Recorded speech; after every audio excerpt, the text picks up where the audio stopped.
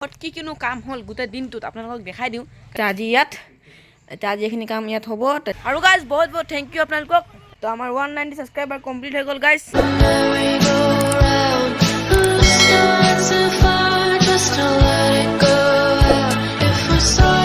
Hey guys, welcome back to my another video. সকলো গাছ অকণমান মই ভিডিঅ' আৰম্ভ কৰিব লৈছোঁ জিত দাস ব্লগছ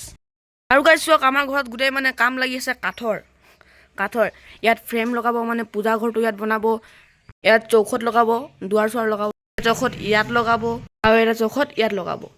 আৰু এটা চৌখত ক'ত লগাব তোৰ মুখত 190 सब्सक्राइबर हो गया कुछ बोल दो यूट्यूब के लिए আনসাবস্ক্রাইব আৰু বাবা ইয়াত বনাই আছে বাঁহৰ পৰা বাঁহ ঝাৰু আপোনালোকে চিনি পায় আমাৰ গাঁৱত থকা মানুহখিনিয়ে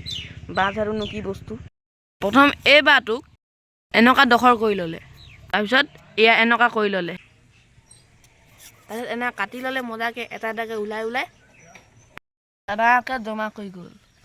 এট দ্য এণ্ড লাষ্টত গৈ কিনে বনিয়াই যাব ঝাৰুটো তেওঁলোকে আপোনালোকে ছাবস্ক্ৰাইব কৰি দিয়ক চেনেলটো গাইজ চেনেলটো ছাবস্ক্ৰাইব কৰি দিয়ক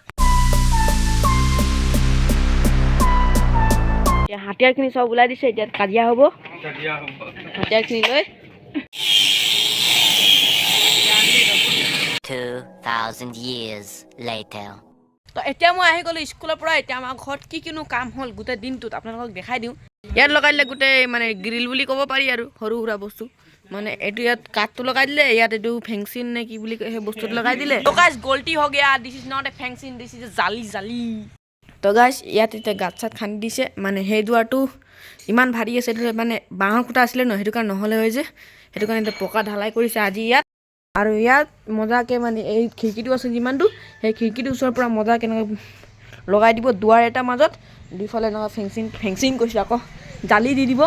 এতিয়া আমাৰ হৈ যাব পূজা ঘৰ পিছফালে এইফালে ৱাল মাৰি দিব আৰু গাইজ বহুত বহুত থেংক ইউ আপোনালোকক মই এতিয়া চাইছিলোঁ ইউটিউবত চাইছিলোঁ মানে এনে খুলি কিনে ভিউজ কিমান কি আছে তো আমাৰ 190 ছাবস্ক্ৰাইবাৰ কমপ্লিট হৈ গ'ল গাইজ জিত দাস ব্লগছ 190 ছাবস্ক্ৰাইবাৰ কমপ্লিট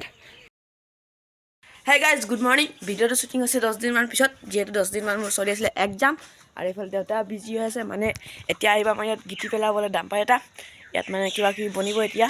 সেইটো কাৰণে ডাম্পাৰ এটা গিটি পেলাব আহিব সেইটো কাৰণে দেউতাই ফোন লগাই বিজি আছে মানে ৰখি আছে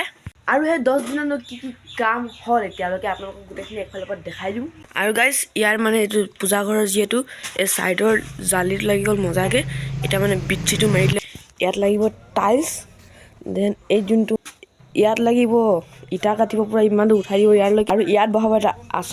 আসনটো ডিছপ্লেত আহিছে এইখিনিয়ে কাট দিয়ে এনেকুৱা এটা আসন বনাব